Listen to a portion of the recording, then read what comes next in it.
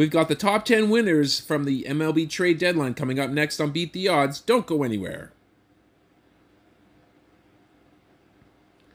Hello, sports fans. Welcome back to another episode of Beat the Odds. We're going to look at the top 10 winners from this past MLB Trade Deadline. If you like this type of content, be sure to like the video, subscribe to the channel, and ring that notification bell so that way you will be notified whenever we drop an episode.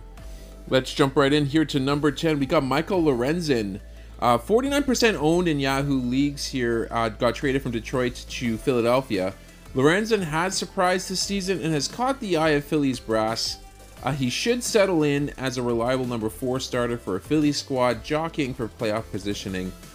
Although Lorenzen is going to get a major upgrade in offense, keep in mind he's coming from an extreme pitcher's park, so I'd expect more wins, but probably at the cost of some worse ratios here to close out the year. Let's go to number 9. We got Paul Sewald, 89% owned, going from Seattle to Arizona. Now, Arizona has a -1 run differential on the season here, which could suggest that they have been in more close games than most. Now, they haven't had a real bona fide closer up until now. Sewald has been effective for Seattle, so I wouldn't really expect that to change for the Diamondbacks. I'd roll Paul Sewald with confidence and expect to pick up about 8 to 10 more saves here by the season's end.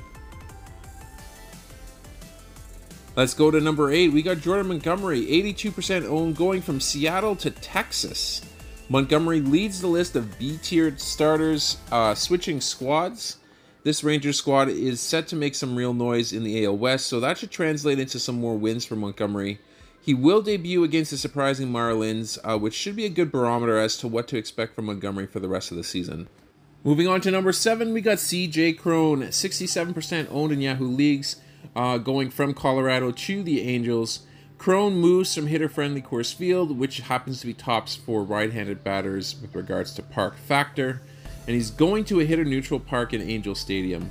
Now, he does get a massive upgrade in lineup, and he has been spotted at the 3 spot in that lineup, so that should result in some pretty good run-scoring opportunities. Now, there's likely going to be some shuffling once Mike Trout returns, but I would bank on a strong finish for Cron as long as he remains in the top half of that lineup.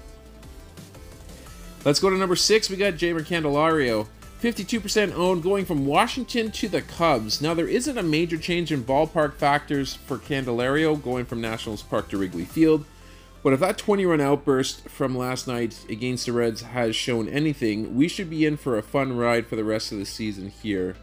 Candelario's debut was a success, logging 4 hits, including a double, playing first base and batting 6th in the order. Let's go to number 5. We got Aaron Civale, 74% owned, going from Cleveland to Tampa Bay. Civale is going to pitch for the Rays against the Tigers on Saturday.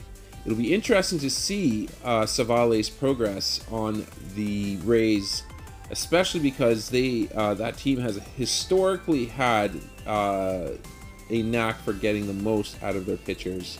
Now, Civale has only allowed 2 earned runs or less in 11 to 13 starts here this season, so it looks like he might be primed for a really good finish here to finish out the year in Tampa Bay. Let's go to number 4. We have Lucas Giolito, 91% owned, going from the White Sox to the Angels. Giolito stumbled out of the gates in the game today here, serving up 3 homers and 9 runs in 3.2 innings pitched to the powerful Braves squad for his first start for that Angels team. But now that that game is behind him, I would expect Giolito to start doling out some quality starts for his new team. To number 3, we have Max Scherzer, 98% owned, going from the Mets to Texas.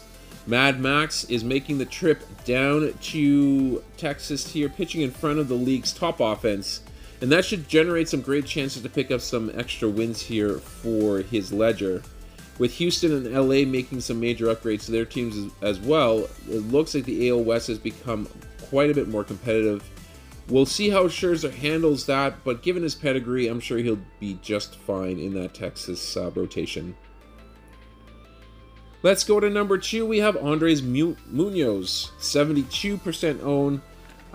He is the newly minted Seattle closer. Munoz, of course, didn't get traded, but he is a beneficiary of the trade that sent Paul Sewald to Arizona. Munoz, keep in mind, he logged the first save of the season before spending time in the IL early on this year. Now, Munoz has a clear path to the closer's role, and given his high strikeout potential, he should slide into the top 10 closers for the rest of the season.